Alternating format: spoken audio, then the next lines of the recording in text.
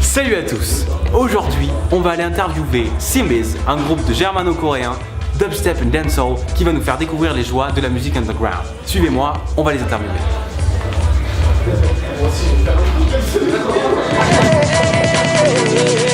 I am so stress-free from this painful world that full of so much misery. That's not the place for me. I'm so glad I am stress-free. Well, Chris is my brother, and Z is a good friend of ours. He's like a brother. Yeah. And we started. Chris and I always had different projects. Like I played in ska punk, reggae bands. Chris did a lot of hip hop. Z did a lot of drum and bass.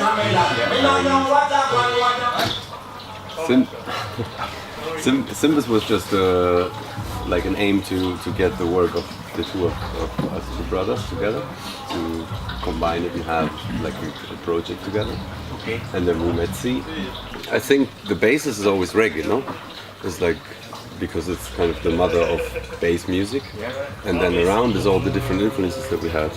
Yeah, it's like he comes more from a reggae ska background, and I come more from a hip hop background. But like as he said, I think all the bass music is kind of coming from dub and reggae, so we try to find new styles and experiment with everything. But I think it's always linked back to reggae. Okay. When we started, we were kind of fascinated by dubstep, which kind of turned into something that's a little bit ugly now. But we always try to incorporate things like new ideas if we hear something that is interesting, some new movement. Chris is actually always the innovator who brings stuff and says like, I have this idea, maybe we could try this, you know? Like we hear something, we say, we like to make a song like this. So it's very broad influences. Okay. Yeah, I think future dancer is nice. Yeah. And global bass is another nice word to put it, because it's we take a lot of influences from all over the world and try to put it together. And I mean, future dancer, we hope that it's futuristic. The future will tell. But it implies that we use modern production techniques and and fuse it with dancehall music, which is like our favorite club music.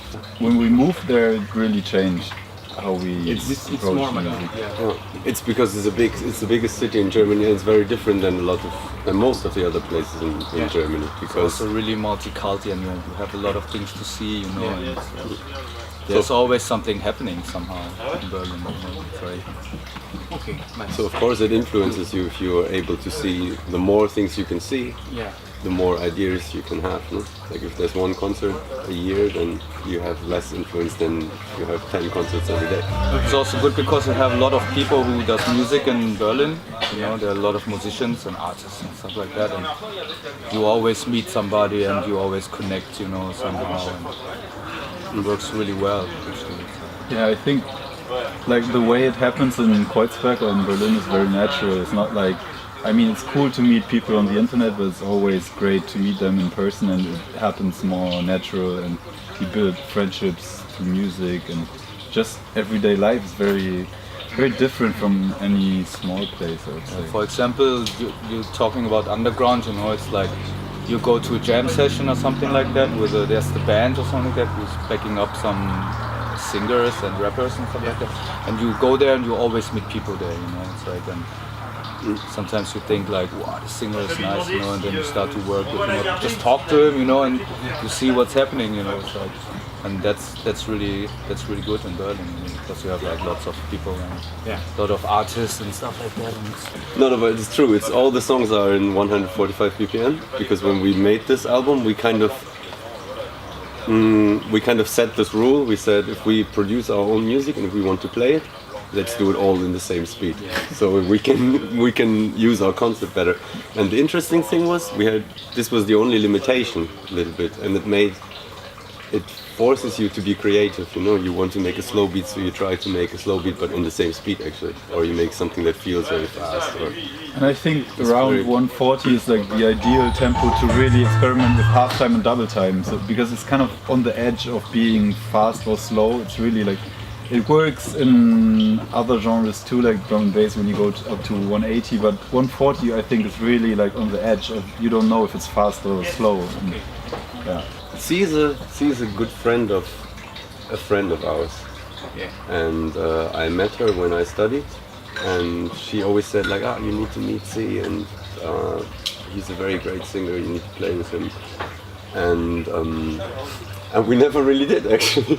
And then one day we had a concert in the small basement place in the center of Kreuzberg somewhere, and then C just called and said. He just showed up, and he was freestyling the whole show. And after that, we never played without him. I mean, we tried not to. Yeah. He's like really. It was really trashy place. You know? Honestly, it was like the microphone. You know, you were like talking in the microphone, and you heard like this. You know, the sound was really like had a like distortion. You know, and stuff like that. And it was a really small place, and it was really nice. Yeah, that's when our friendship started. He's a pretty good cook too. He does amazing stuff. He did beef jerky for the tour, like self-made beef jerky. Yeah, that's also what I do actually for the Puppet Masters, you know, because you asked me, I'm a member of the Puppet Masters. I cook for the Puppet Masters, you know. Okay, cool, nice. You're a singer cooker. No. For the Puppet Masters, I only cook. Cook and clean, you know. Most of the features we did on the album, we had at least mutual friends who introduced us. And with that, the same friend who introduced C to us, she introduced La Méthode to us, and we didn't understand anything they were singing, but we liked the flows and the fast rapping, and they were actually really nice. I mean, we met them after that, and now they're like our friends from Maastricht. We were the year before. We were in Venezuela for like an independent music conference. Yeah. And there's these guys from Manchester.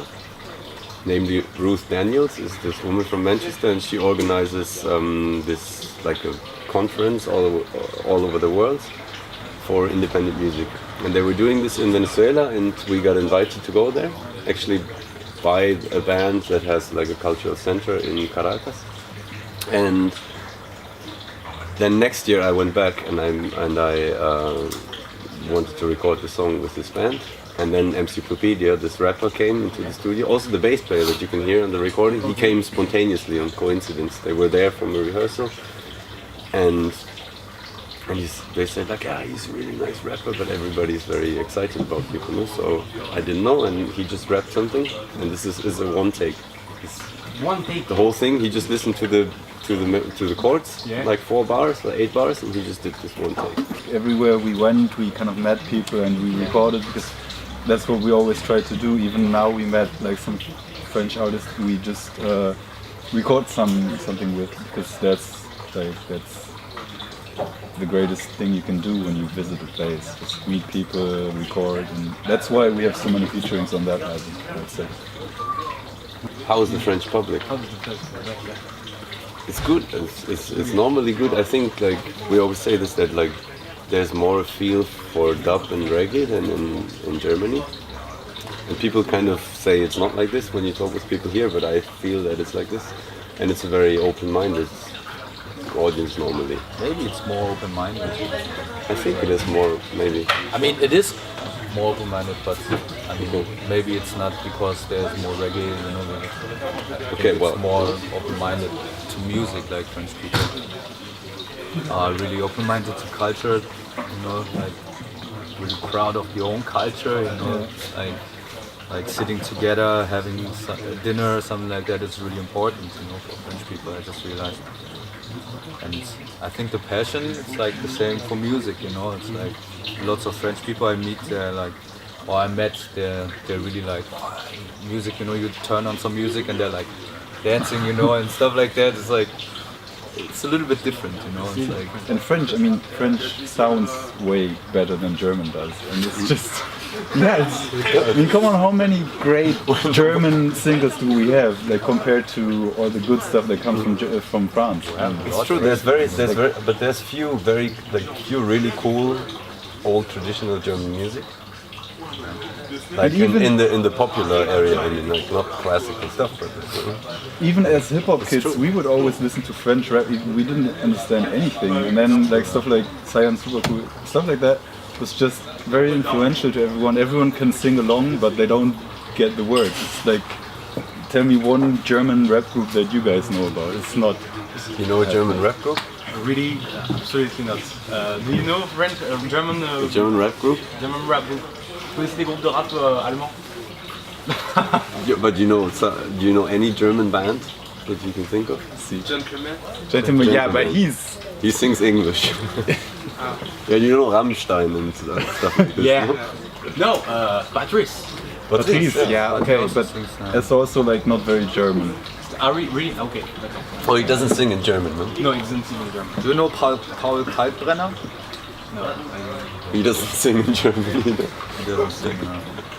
Well, Seed, you Tokyo know Seed. Hotel. Seed, yeah, you know Seed, no? Seed. See, everyone's laughing. They know Tokyo Hotel. But yeah, Tokyo Hotel, yeah, they were really big in France. I heard there was a wave of Nama. Naman, of course, Yes. yeah, Naman is really fun. But he's a really nice guy. We were just. Yeah.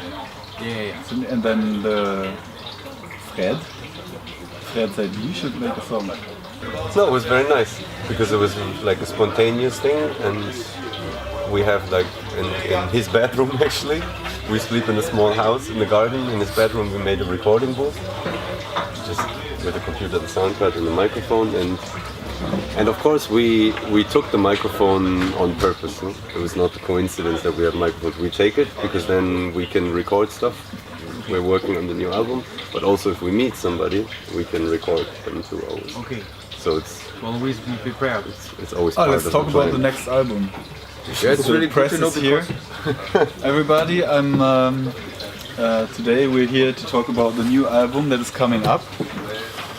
Parts of it will be recorded in France because we are on tour and we're recording with C, this gentleman over here. And the concept of the new album is that all the songs are with T. It's not like we have 10 features. Of course we have features, but all the songs will have his voice on it because we want to be more like a band now, like the three of us. And it will be coming out on Symbiz Records. So, well, exclusive news. Yeah. That's why you came, isn't it? Yeah, it's why we can. Oh, it's great. Thank you very much. And But we have to say we don't know. Maybe. and the single for that, the single will be released next month, and it's called Yeru, and it's a song that was made in Berlin and baptized in Zimbabwe. So it's a very African song. It's gonna be very nice. Just say it. Yeah, man. Okay. Man, with the Symbiz sound here, la test, big up Team Bomu. Nice. Thank you very much. Yes. Hey, how I do them jump on day. Hey, me say we beat Babylon. Beat Babylon. Set the lyrics and melody and beat Babylon. That's why we murder jump on. Murder jump on. Set the